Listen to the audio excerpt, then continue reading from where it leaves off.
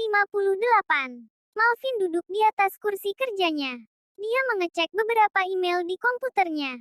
Tak lama pintu diketuk. Kenan masuk dan sedikit membungkuk memberi salam.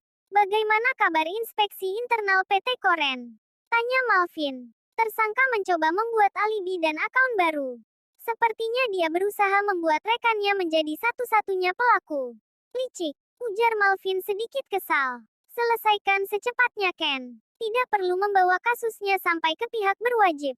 Cukup keluarkan saja dia." "Baik," balas Kenan. "Anda yakin dia sudah sangat merugikan Koren?"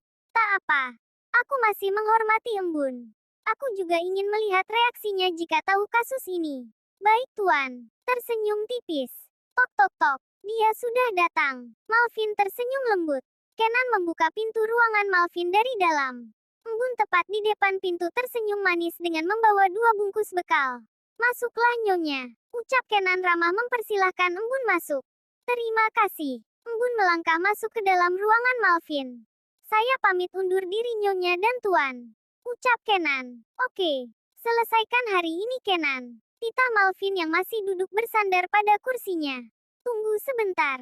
Embun yang membawa 2 boks bekal makanan mengulurkan satu pada Kenan. "Aku membawa satu untukmu," ucap Embun. "Ambillah." Kenan menatap bungkusan bekal berwarna biru itu. Dia melirik Malvin, seolah meminta izin bolehkan menerimanya.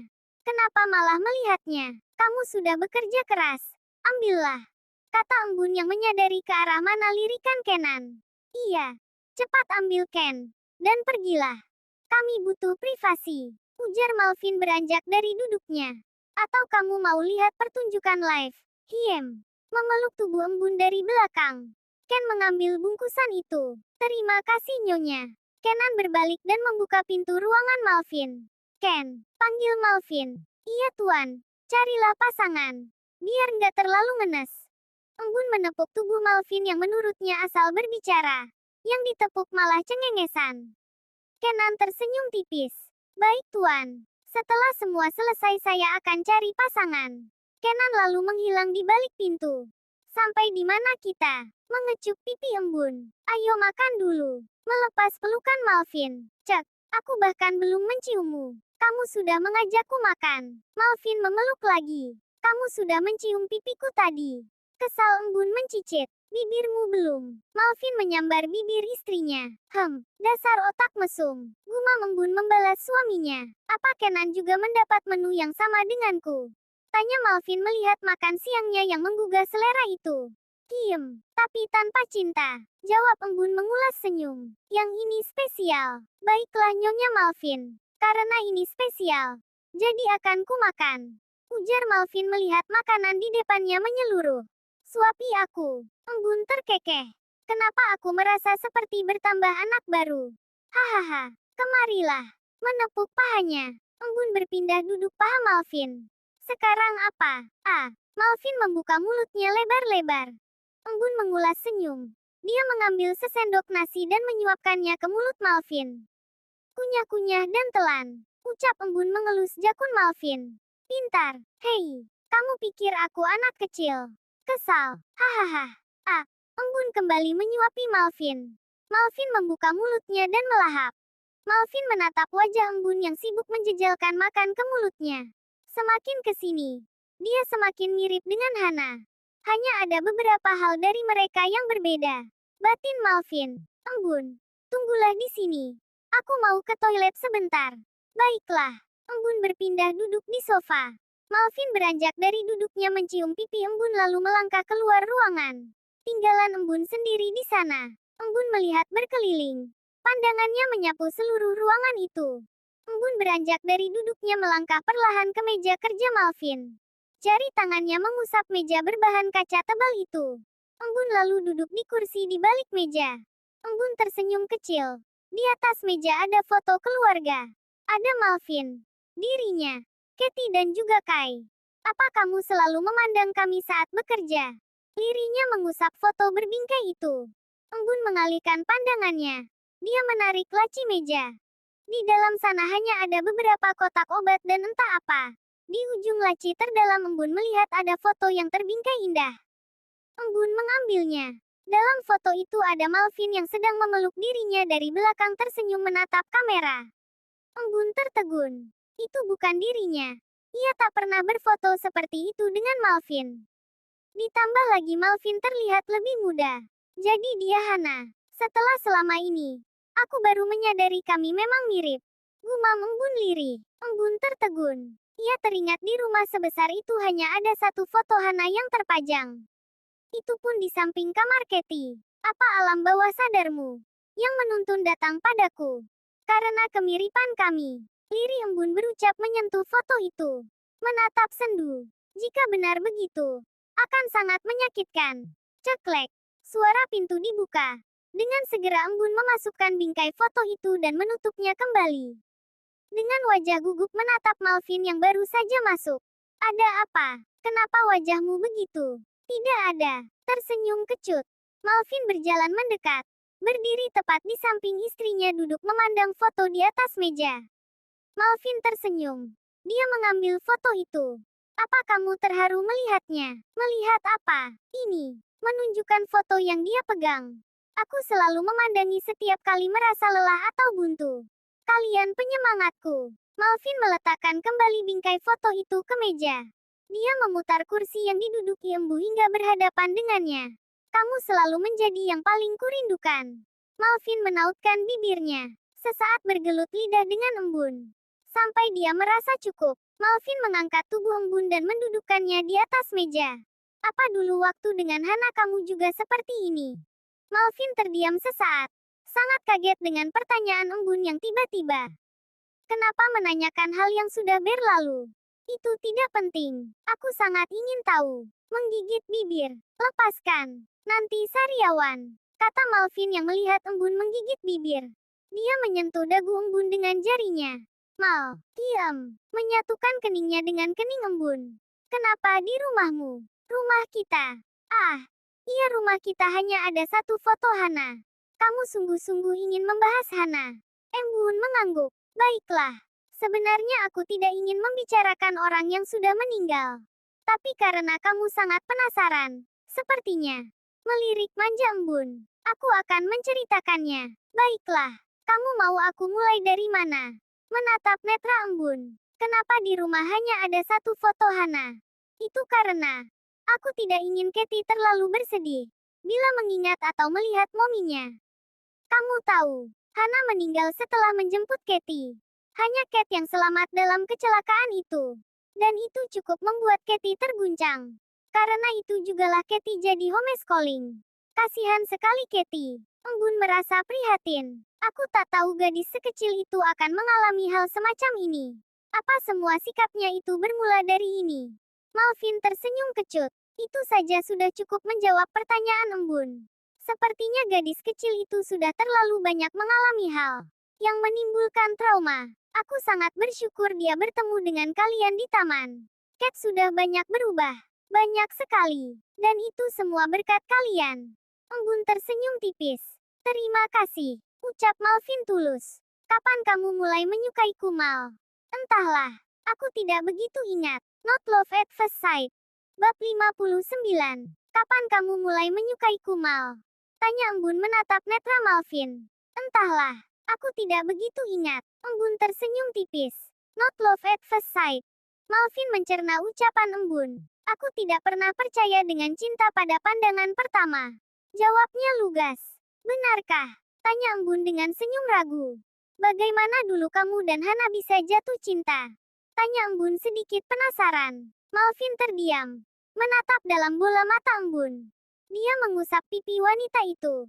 Bergeser ke tengkuknya dan menciumnya. Sesungguhnya dia tak ingin membicarakan Hana lagi. Entah apa yang membuat Embun terus mendesaknya. Aku mencintaimu Embun. Mengusap bibir Embun yang basah. Benarkah? Apa karena wajah ini? Tersenyum Malvin tersentil. Apa maksudmu? Menatap tajam. Bukankah wajah ini mirip dengan Hana? Embun, kamu membuatku tersinggung. Ucap Malvin tajam. Ini tak ada hubungannya dengan Hana. Mereka terdiam sesaat. Ini tak ada hubungannya dengan Hana. Aku mencintaimu. Dan kamu istriku. Jangan mengungkit masa lalu yang tidak penting bagi hubungan kita. Embun menundukkan kepalanya. Baiklah, tegakkan kepalamu. Kamu istriku. Mengangkat dagu embun dengan jarinya. Dan jangan bahas Hana lagi. Itu hanya akan melukai kita berdua. Embun mengulas senyum. Malvin mengecup kening embun. Cepatlah selesai banjirnya. Embun terkekeh. Sebenarnya, hanya tinggal flek aja. Kalau kamu mau. Tidak apa-apa. Enggak. Aku masih bisa bersabar nunggu kamu benar-benar bersih. Ayo kita lanjutkan makan siangnya.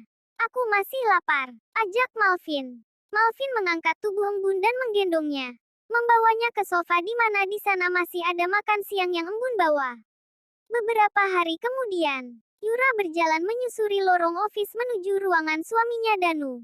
Wajah merah menahan amarah. Yura membuka kasar pintu ruangan Danu. Danu terkejut melihat istrinya yang tiba-tiba datang itu. Apa ini, Mas? Tanya Yura dengan emosi yang meluap. Bisa Mas Danu jelaskan, kenapa ada gosip semacam ini? Dan aku nggak tahu. Danu yang sedang membereskan barang-barangnya kembali melanjutkan aktivitasnya karena tadi sempat terhenti karena Yura.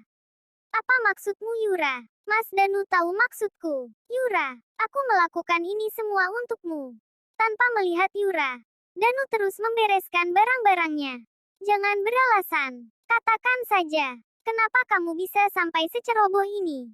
Sentak Yura makin tak sabar. Menarik lengan Danu agar berhenti dari aktivitasnya. Dia merasa diabaikan. Yura, ingat kandunganmu. Kamu tak boleh emosi. Ini semua gara-gara Mas Danu. Kenapa Mas lakuin ini? Sudah ku bilang, aku lakuin ini semua buat kamu. Ujar Danu mulai tak sabar. Kamu kebanyakan menuntut Mas. Minta inilah, minta itulah. Kamu pikir uang dari mana? Mas Danu nyalahin aku sekarang. Yura makin kesal saja. Danu malah menyalahkannya. Ini memang salahmu. Plak, wajah Danu terhempas ke samping. Terus aja nyalahin aku Mas. Nggak sadar salah itu dari dirimu sendiri. Tapi masih nyalahin aku. Pekik Yura dengan mata berkaca-kaca. Mau sampai kapan Mas nyakitin aku terus? Mulai dari selingkuh dengan mantan istri Mas itu sampai ini juga. Tega, kamu Mas.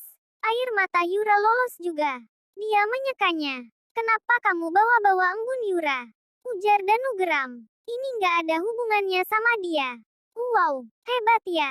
Sekarang Mas bahkan belain dia. Yura makin emosi mendengar Danu seolah malah membela mantan istrinya itu. Yura, ini jelas sangat ada hubungannya sama mantan Mas itu. Coba lihat, siapa suaminya sekarang. Dan coba lihat, apa yang coba dia lakukan padamu. Kau dipecat sekarang dengan sangat tidak hormat. Yura mendorong bahu Danu. Mungkin sebentar lagi kamu akan dikirim ke penjara. Karena kasus penggelapan dana. Mana tak remeh pada suaminya. Apa dana itu juga kau alirkan pada embun? Sentak Yura. Wanita jalaang itu juga pasti menikmatinya kan? Cukup Yura. Danu mengangkat tangannya tinggi. Namun tidak sampai memukul Yura. Apa Mas? Mas mau mukul istri sendiri? Dengan mata mendelik. Pukul Mas. Pukul. Danu menarik kembali tangannya. Sekuat itu menahan emosinya. Mau bagaimanapun Yura istrinya yang tengah hamil. Tak mungkin dia memukulnya seperti embun dulu. Kini saja dia sudah cukup menyesal. Kenapa Tatap Yura dengan menantang. Kenapa nggak jadi mukul? Yura. Danu masih berusaha mengontrol emosinya. Sudahlah. Kembali bekerja. Jangan habiskan jam kerjamu di sini. Kita bicarakan lagi nanti di rumah. Yura terdiam. Jelas dia masih sangat emosi dengan semua yang Danu lakukan. Namun benar mereka masih di kantor dan di jam kerja. Yura mau tak mau menghentikan dulu marah-marahnya. Embun membawa mobilnya menuju rumah Danu. Hari ini, dia berencana mengantar Kayla ke sana. Karena gadis itu ingin bertemu dengan ayahnya. Embun memarkirkan mobilnya di halaman rumah Danu.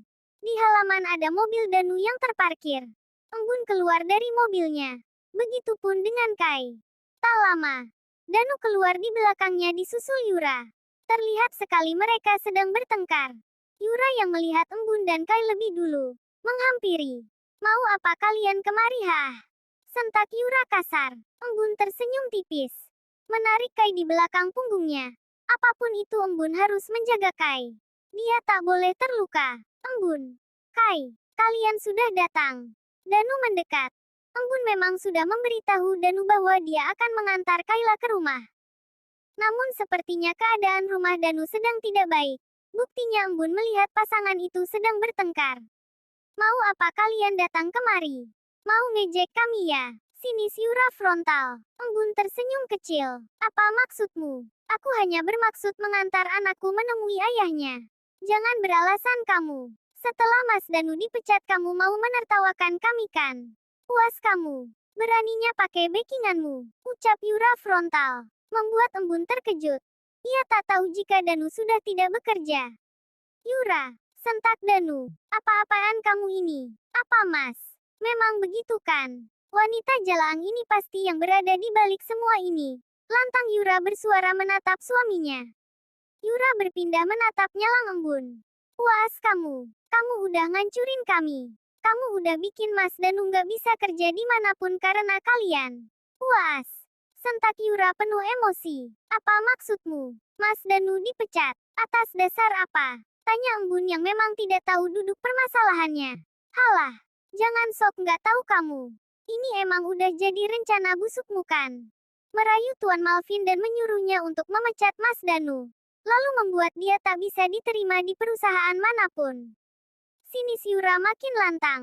Hebat kamu Embun. Yura, aku tidak mengerti apa maksudmu. Sepertinya kami datang di waktu yang tidak tepat. Ucap Embun mencoba untuk tidak terprovokasi. Kai, ayo kita kembali. Lain kali saja bermain dengan ayah.